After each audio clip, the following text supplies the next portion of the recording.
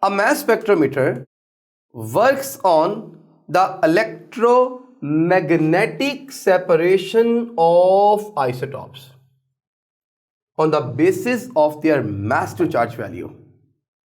It has basically 5 components. The first component is the vaporization chamber. Here is the inlet of the mass spectrometer जहां से हम sample load करते हैं. एक filament इस sample को आकर के वेपोराइज करेगा, क्योंकि जब भी हमने मास स्पेक्ट्रोमेट्री में सेपरेशन ऑफ आइसोटॉप्स करनी है, we need ions, and ions are only formed when the sample is in gaseous state. After the vaporisation of the sample हम इसके प्रेशर को रिड्यूस करते हैं. कितना जी? 10⁻⁻6 टू 10⁻⁻7 टॉर. क्वेश्चन अराइज होता है कि आखिर यहां पे प्रेशर क्यों रिड्यूस किया गया? गैसेस के लिए 2 बातें याद रखिएगा. Number 1, gases do not conduct electricity at ordinary pressure. Secondly, they do not ionise under ordinary pressure. Gases को आयोनाइज करने के लिए हम यहां पे प्रेशर को रिड्यूस करते हैं. After the reduction in pressure the sample is ionised with the help of the beam of high energy electrons.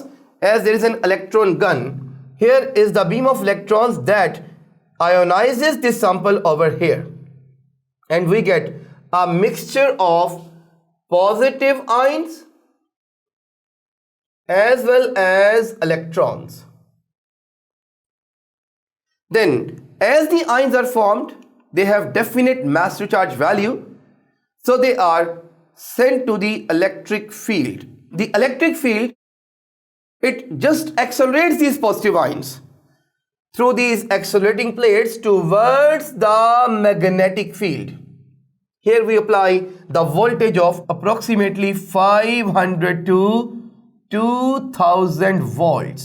These positive ions are accelerated towards the magnetic field.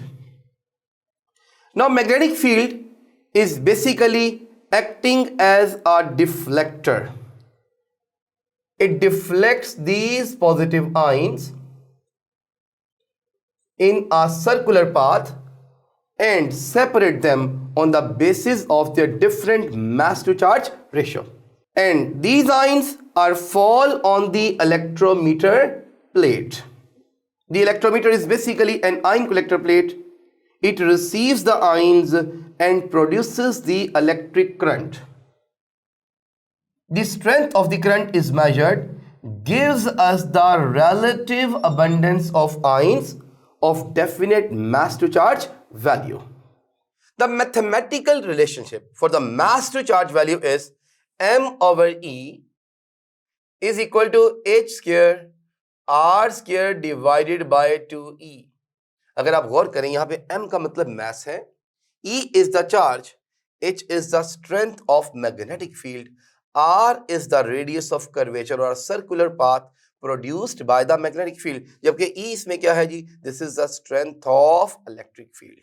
मैं यहाँ पे अगर electric और magnetic field constant कर दूं, तो फिर जरा देखिएगा what is the relationship between the mass to charge value and the radius of curvature.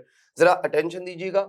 The mass to charge value अगर मैंने H भी constant कर दिया, E भी कांस्टेंट कर दिया, 2 तो ऑलरेडी कांस्टेंट है, तो मैं कहूंगा it is directly proportional to r square. यानी मैं कहना चाहता हूं कि मास टू चार्ज वैल्यू का रेडियस ऑफ कर्वेचर के साथ डायरेक्ट रिलेशनशिप है.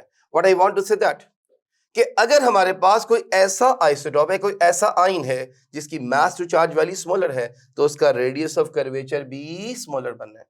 लेकिन अगर मास टू चार्ज वैल्यू ज्यादा है तो रेडियस ऑफ कर्वेचर भी बड़ा बनेगा. So simply the mass to charge value is directly proportional to the radius of curvature. फिर आइए अगर मैं सेकंड बात करता हूं कि what is the relationship between the radius of curvature and the strength of the electric field. जरा गौर करें, मैं अगर इलेक्ट्रिक फील्ड की बात को यहां ले जाऊं तो देखिएगा E m/e is equal to h square r square. अब अगर मैं रिलेशनशिप जानना चाहूँ, मास कांस्टेंट कर लें, ई कांस्टेंट है, एच कांस्टेंट है, अगर ये सारी की सारी बातें कांस्टेंट ले लें तो आप जरा देखिएगा कि ई का रेडियस ऑफ कर्वेचर के साथ डायरेक्ट रिलेशनशिप बन गया. So the E is directly proportional to the radius of curvature. So I can say that if E is increased by keeping H constant, the radius will increase and positive ions of a particular mass charge will fall at a different place as compared to the first place. Ji. So जितना आप electric field बढ़ाते जाएंगे उतना radius of curvature बढ़ता जाएगा, और जितना electric field की स्ट्रेंथ कम करेंगे उतना रेडियस ऑफ कर्वेचर भी कम हो जाएगा. लेकिन अगर आइए मैं बात करता हूं जी एच के रेफरेंस से, तो इसकी बात याद रख लीजिएगा कि जो हमारे पास मैग्नेटिक फील्ड की स्ट्रेंथ है इसका रेडियस ऑफ कर्वेचर के साथ इनवर्स रिलेशनशिप होगा. यानी जितना हमारे पास मैग्नेटिक फील्ड बढ़ाएंगे उतना रेडियस ऑफ कर्वेचर स्मॉल बनेगा, जितना आप मैग्नेटिक फील्ड कम करेंगे उतना रेडियस ऑफ कर्वेचर बड़ा बनेगा जी. अब इसके बाद अगर मैं बात करूं तो यहां तक डेम्पस्टर मास स्पेक्ट्रोमीटर वाइंड अप हो गया, लेकिन हमने चूंकि बात करी है मॉडर्न मास स्पेक्ट्रोमीटर के रेफरेंस से भी, तो जैसे ही आयंस फॉल करते हैं ऑन द इलेक्ट्रोमीटर प्लेट तो इलेक्ट्रोमीटर पर एक स्पार्क ऑफ करंट प्रोड्यूस होता है जिसकी मदद से हम फाइंड कर लेते हैं जी relative abundance of that particular ion. अब मॉडर्न मास स्पेक्ट्रोमीटर में दो अजाफी कंपोनेंट्स हैं जी, एक का नाम है एम्पलीफायर, दूसरे का नाम है रिकॉर्डर. देखिए एम्पलीफायर का काम क्या है? एम्पलीफायर जो सिग्नल्स इलेक्ट्रोमीटर पर आते हैं ये वीक सिग्नल्स हैं. एम्पलीफायर का काम इन वीक सिग्नल्स को एम्पलीफाई करना, एनहांस करना है ताकि इनकी रिकॉर्डिंग आसानी से हो जाए, और फिर एम्पलीफायर इन सिग्नल्स को सेंड कर देता है टू द रिकॉर्डर जी. अब रिकॉर्डर क्या करता है? रिकॉर्डर इसको रिकॉर्ड करता है in the form of a graph. उस ग्राफ का नाम है जी mass spectrum. It is basically a graph between mass number and the relative abundance of the isotopes. तो इस ग्राफ का नाम रखा जाता है जी mass spectrum. अगर मैं mass spectrum को डिफाइन करता हूं तो mass spectrum is basically a plot of data between mass to charge value on x-axis and the relative number of ions on y-axis. जरा गौर कीजिएगा, यहां पे हमारे पास एक ग्राफ बना है जी, that is the mass spectrum of neon. अब देखिएगा नियॉन के तीन आइसोटॉप्स हैं 20, 21 और 22.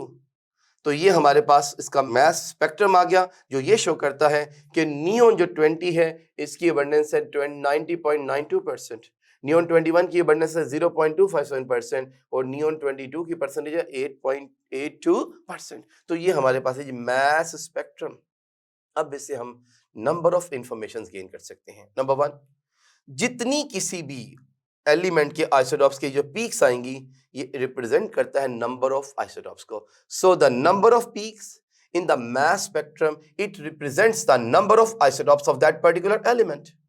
और फिर इन पीक्स की जो हाइट्स हैं अगर आप गौर करें दे tells us about the relative abundance of isotopes. उनकी relative abundance बताती हैं. और तीसरी इंफॉर्मेशन हम इस ग्राफ की मदद से, इस मास स्पेक्ट्रम की मदद से फाइंड कर सकते हैं एवरेज और relative atomic mass. That is the average of the isotopic masses proportional to their relative abundance.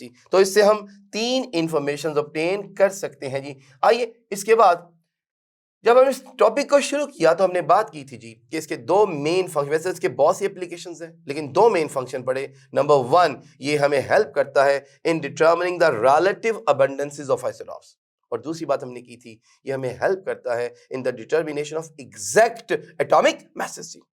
तो आइए एग्जैक्ट मास नंबर को फाइंड करने के लिए हम क्या करेंगे, ये जो पूरा एक्सपेरिमेंट हमने किया शुरू से वेपोराइजेशन चैम्बर से लेके ये आखिर तक जी, इस पूरे एक्सपेरिमेंट को रिपीट करेंगे by taking carbon 12 isotope as a reference. और इससे जो करंट प्रोड्यूस होगा ऑन द इलेक्ट्रोमीटर, हम उस करंट स्ट्रेंथ को जो सैंपल हमने रन किया है उसकी करंट की स्ट्रेंथ के साथ कंपेयर करते हैं, और ये कंपैरिजन हमें क्या देता है? This comparison gives us the exact mass number. So this is something about the mass spectrometry जी. आइए एक छोटी सी बात करेंगे कि आइसोटॉप को सेपरेट करने के लिए कौन से मेथड्स हैं.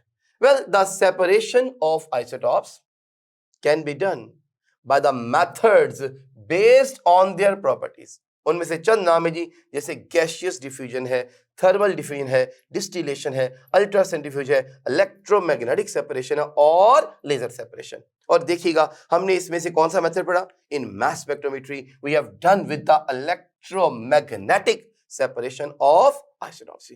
तो आज के इस लेक्चर में हमने देखा कि मास स्पेक्ट्रोमीटर की वर्किंग क्या है और किस तरह से हम इसको यूज करते हुए एग्जैक्ट मास नंबर और relative abundance of isotopes of an element को फाइंड करते हैं।